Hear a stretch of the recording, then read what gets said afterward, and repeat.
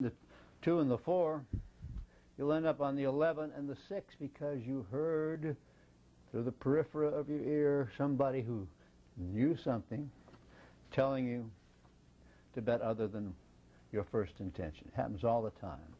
I had that horse, but I didn't bet it because, and you play the little game of, oh, poor little me, I was told by so-and-so, so-and-so. Now, they ought to know, and consequently had a loss.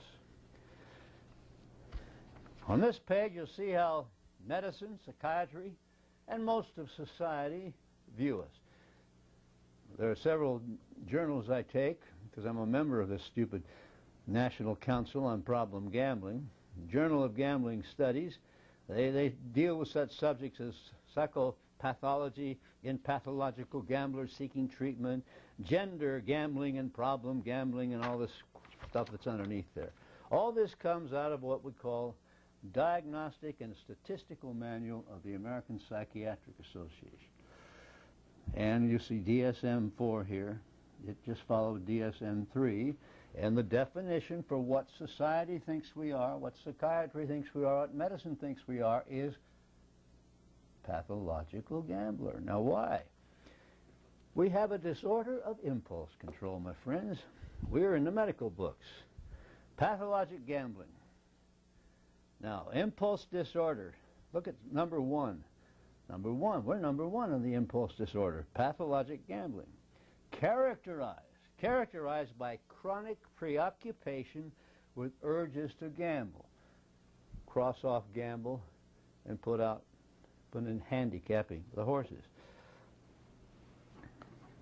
You cannot very well go to the races with a thorough set of readouts, with a thorough set of corollaries, with a firm decision as to what your betting will be unless you meet this criterion. You've got to be preoccupied with what you're doing.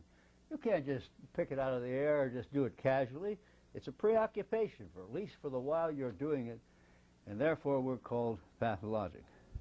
Now, according to them, horse playing, if you'll pardon the expression, handicapping the horses, wagering on the horses, is identical to gambling in a casino. That is absolutely not true, and I've spent many years trying to convince this group of psychiatrists that it's not true. Ours is a cognitive effort. Ours is an effort based on facts that we can peruse from the racing form or our download. We are not gambling. We are investing. When I say we, I'm talking about those of us who are serious. There are thousands of horse players who do gamble. There's no difference between what they do and gamble because they are not assembling a viable set of variables and utilizing them properly. They're gambling. Let us pray we're not. Now, in order to discuss this subject, in order to peel away more and more of the outside of this onion, we're going to use a discipline in psychology known as transactional analysis. The reason we're using it is because Eric Berne, when he formed it, decided to take all the major schools of psychology and psychiatry and reduce their terminology to terminology that was understandable, totally understandable by any layman who was at least semi-literate. One of the big books from transactional analysis was Born to Win. In fact, Born to Win is the whole philosophy of transactional analysis. You're born a prince, and only by life's exigencies are you turned into a toad, and by properly peeling away the onion, you can all be prince and princesses again. Now, I don't appeal to the masses. I don't intend to appeal to the masses because the masses of people in this field are horse players. And I don't care much for horse players because they play you and other successful handicappers work. Andy Beyer said this. He said, Sartin's presentation was the dynamics of incremental velocity and energy distribution.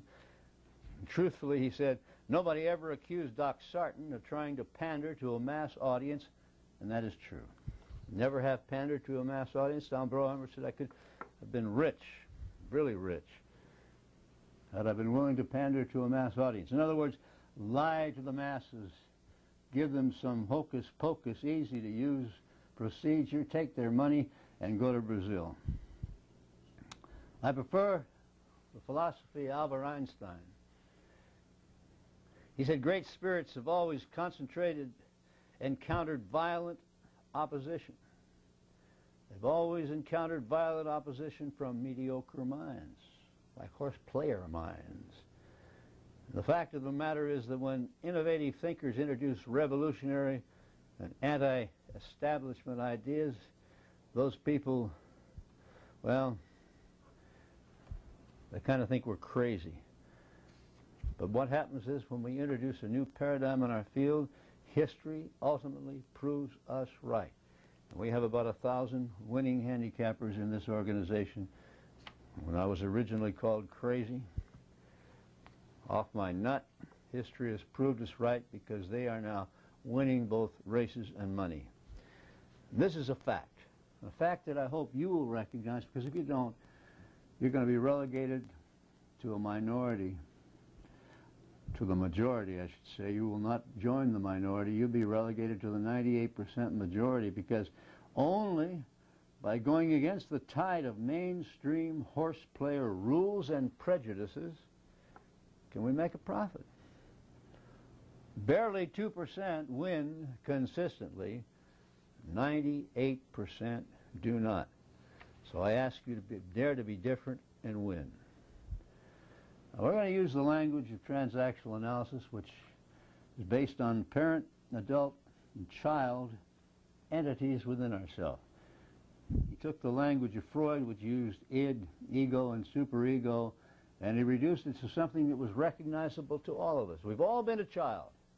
We all know the various different conflicts within being a child.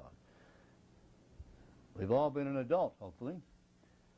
We know what the function of an adult should be. We've all either been a parent or we've had parents. Now, parents can be two different things, starting up at the top. They can be nurturing, which you see on the left, loving, kind, and they change the diapers, they provide the food, they give the strokes. Now, aren't you a sweet little baby, oochie goochie goo.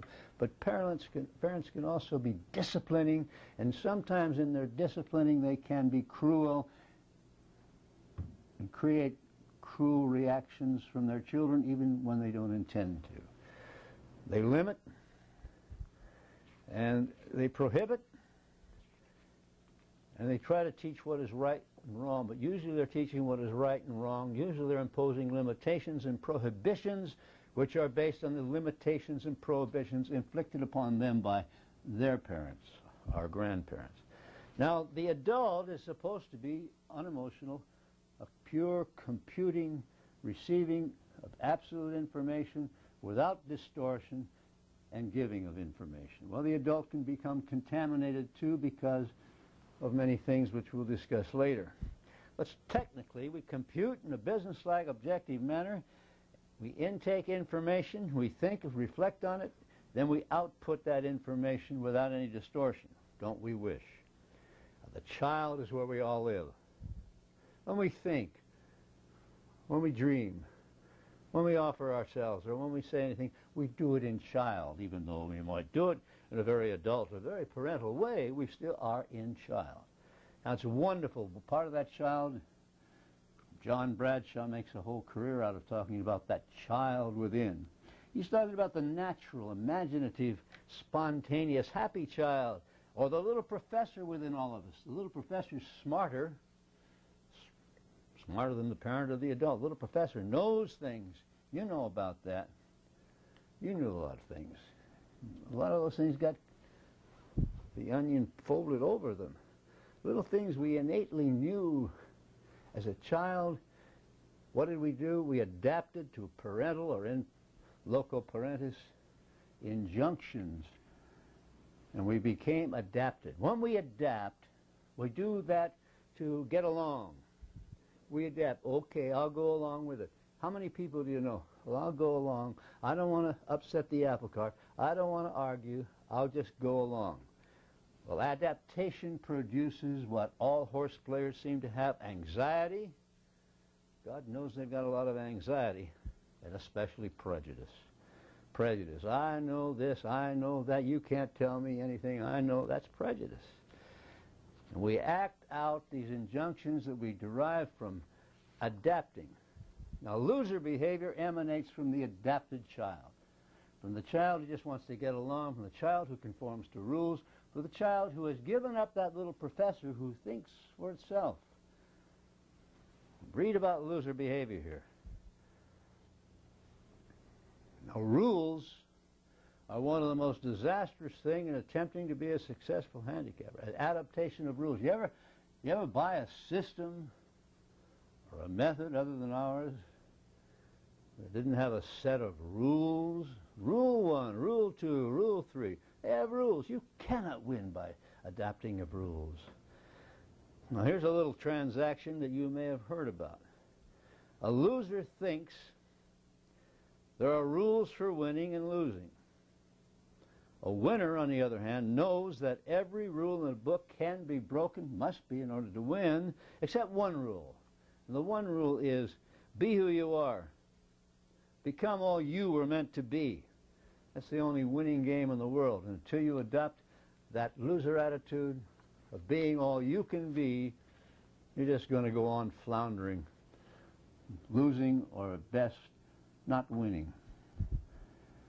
Now, successful handicapping, even though we think in the child, even though we understand that parental, adult, don't do this, don't do that, we've got to get ourselves into an adult frame of mind, a completely computerized frame of mind, where we have no emotions, where we look at this thing in a purely intellectual, logical manner. By computing, we're businesslike, we're objective, truly objective, not subjective, as almost every horse player is subjective. We must organize our facts, list them, unless we have a computer to do it for us. We intake reality, we measure the validity of that, we think and reflect on it, we figure, and then our output is, supposedly, comes from that logical, sensible source, the adult. Now, let's talk about information. I'm sure you've read a lot of books. You've probably been to a lot of lectures. You've probably heard other video and audio tapes. And of course you hear people around the track, always free with information. Let's take a look at this chart. It shows these two heads, and talk about paths of information and how they affect us. When we get mixed multiple bits of information, you ask this fellow, hey, well, how do you handle grass horses going on the dirt, or how do you handle this race that, because it was wet today, it was taken off the turf and put on the dirt, or any one of a multitude of questions that you ask people, and you get multiple answers. Here's what happens. With mixed messages, information hits your ear, which regardless of which ear, and they create resistance. You hear one thing from one person, one from another source, one from this book, one from that book, and it creates resistance.